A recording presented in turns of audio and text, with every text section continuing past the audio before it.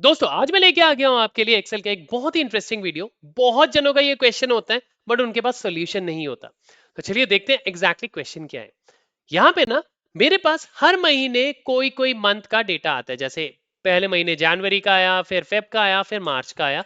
अब अप्रैल के महीने का भी आएगा, फिर मई के महीने का भी आएगा and so on and so fourth. अब मुझे क्या करना है, मुझे ना इन सारी फाइल्स को कंसोलिडेट करना है एक एक्सेल फाइल में। बट चैलेंज ये है, बहुत बारी क्या होता है, जैसे कॉलम डी, अगर आप देखोगे एज बैंड हमारा कभी कॉलम डी में होता है, कभी कॉलम एच में होता है, कोई महीने में कॉलम बी में होता है and so on and so fourth. मुझे वो सारा भी मैच करना होता है। ये मेरे लिए बहुत चैलेंजिंग टास्क है। तो क्या इसका कोई इजी सोल्यूशन है? जी हाँ। तो आज हम वही सीखने जा रहे हैं। सबसे पहले मैं कंट्रोल एन करके एक नई एक्सेल फाइल ओपन कर लेता हूं। जो मेरे पुराना डेटा जिसमें हमने डेटा सेव किया वो वाले एक्सेल को क्लोज कर देते हैं। अब हमें पहले तो ये तीन फाइल को कंसोलिडेट करना है। कंसोलिडेट करने के लिए हम नई फाइल में आके ऊपर डेटा टैब में जाएंगे, गेट डेटा में जाएंगे, फ्रॉम फाइल, और यहाँ पे एक्सेल को सिलेक्ट कर लेंगे। पर्टिकुलरली वही एक्सेल सिलेक्ट करेंगे जहां पे हमने डेटा सेव किया है। तो ये हमारा मंथ ऑन मंथ का डेटा है। मैंने इसे क्लिक किया और इंपोर्ट। जैसे ही हम इंपोर्ट करेंगे ये आपको उस शीट में जितने भी टैब्स हैं वो आपको दिखा देगा। देखिए मेरे पास 3 टैब्स थे, इसने दिखा दिए। तो अभी के लिए मैं तीनों टैब को सिलेक्ट नहीं करूंगा। जस्ट फॉर द सेक हम पहले वाले टैब को सिलेक्ट करेंगे, ऑन ट्रांसफॉर्म में क्लिक कर देते हैं। ट्रांसफॉर्म का मतलब ये डायरेक्टली हमें क्वेरी एडिटर में ले जाएगा। ओके, ये हमारे पास यहाँ पे डेटा आ चुका है। अब देखिए डेटा थोड़ा स्ट्रीमलाइन ऑलरेडी है, बट अगर आप देखें यहाँ पे क्या मेरे पास सारे महीने का डेटा आ रहा है, सिर्फ जनवरी का है। तो हम क्या करते हैं, राइट साइड में आते हैं, जो भी अप्लाइड स्टेप्स है ना हम उनको कैंसिल करते हैं। चेंज टाइप को कैंसिल करते हैं, प्रमोट हेडर्स को कैंसिल करते हैं, नेविगेशन को। ओके, यहां से हमें डेटा को थोड़ा ट्वीक करना है। तो सबसे पहले जो अनवांटेड कॉलम्स है वो आप हटा दो, ये मुझे नहीं चाहिए। सिलेक्ट करके रिमूव कॉलम्स। और उसके बाद जब आपके पास जनवरी फरवरी मार्च का डेटा है, यहां पे आपको इसको एक्सपैंड कर देना है।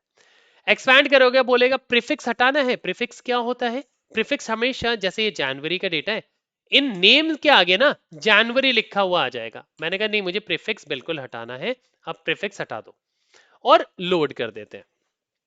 जैसे ही लोड करते हैं ये हमारे पास डेटा एक्सपैंड होके आ चुका है। अब थोड़ा सा डेटा में चेंजेस करने हैं। जैसे ये देखो, ये जो रो है इसको हमें हेडर बनाना है and so on and so forth. तो हम क्या करेंगे, use first row as a header कर देते हैं। ओके जी। अब मैं इसमें ड्रॉप डाउन में क्लिक करता हूं, चेक करता हूं कुछ अनवांटेड है। अभी भी हमारे पास कुछ कुछ रोज अवेलेबल है जिसमें मंथ लिखे हुए हैं। अगर मैं आपको स्क्रॉल करके वो वाले रोज दिखाऊं, और ये देखिए फेब का जैसे ही हमारा डेटा शुरू हुआ वहां पे उसके हेडर ऑलरेडी पॉपुलेटेड है, month, attrition, business travel and all. तो ये भी हमें नहीं चाहिए हेडर्स। तो आप यहां से उन हेडर्स को अनचेक कर दो। दैट्स इट, हमारे पास यहाँ पे डेटा आ चुका है। अब मैं इसे load and close and load to में क्लिक करूंगा, एक्सट्रीम लेफ्ट में जाके। और ये बोलता है कहाँ सेव करना है। मैंने कहा बिल्कुल A1 में, और इसका एक डेटा मॉडल क्रिएट कर दो और ओके। सिंपल, मैंने सिंपल इतने ही स्टेप्स किए और मेरे पास यहाँ पे डेटा दिखा रहा है 4410। ओके जी। अब मैं एक काम करता हूँ, मैं ना इसको सेव कर देता हूँ। आप फाइल को सेव कर लेना। अब मैं अपने पुरानी वाली फाइल में जाता हूँ जिसमें मैं मंथ ऑन मंथ डेटा को कंसोलिडेट करता हूँ।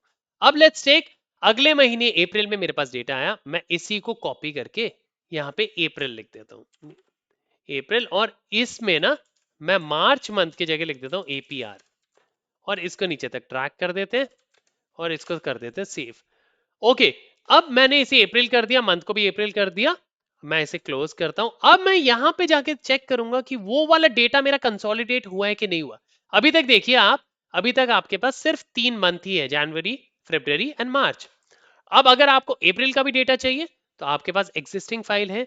राइट हैंड साइड में आओगे, इस फाइल में आप राइट क्लिक करके रिफ्रेश कर सकते हो। सिंपल एक राइट क्लिक करके रिफ्रेश करना है। ये लोड होगा पूरा पूरा डेटा मॉडल, वहां से जाके कैप्चर करेगा। कोई भी नया डेटा आया तो ये देखिए यहाँ पे इसने ऑलरेडी ऐड कर दिया। अब मैं जाके चेक करूं मंथ में क्या अप्रैल आ चुका है, एंड अमेजिंग, सी आपका अप्रैल का भी डेटा यहाँ पे शो होने लग गया है।